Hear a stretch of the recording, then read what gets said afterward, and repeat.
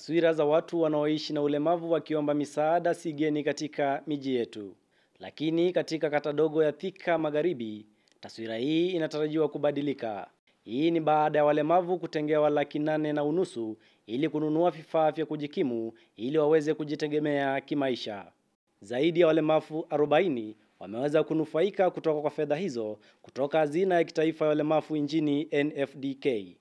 Tom Ajere ambaye ni naibu kamishna katika kaunti hiyo amesema kuwa kuna umuhimu wa kuwashawishi walemavu kujiingiza katika shughuli zinazowazolea riziki. Aliongeza kusema kuwa wanalenga kuwahusisha wanasiasa na pia kampuni kuu katika mji huo ili kuwainua walemavu katika mji huo. Wakati huo huo, wamiliki wa magari katika mji wa Thika wanaendelea kukumbana na kero la ongezeko la msongamano wa magari hata baada ya kukamilika kwa barabara kuu ya kisasa ya Thika. Kutokana na msongamano huo, serikali ya kitaifa inatarajia kujenga mizunguko tofauti mjini humo kama njia mojawapo ya kutatua swala hilo. Mradi huo ambao unanuiwa kuwa wa kilomita 45 utaigharimu serikali ya kitaifa nusu bilioni.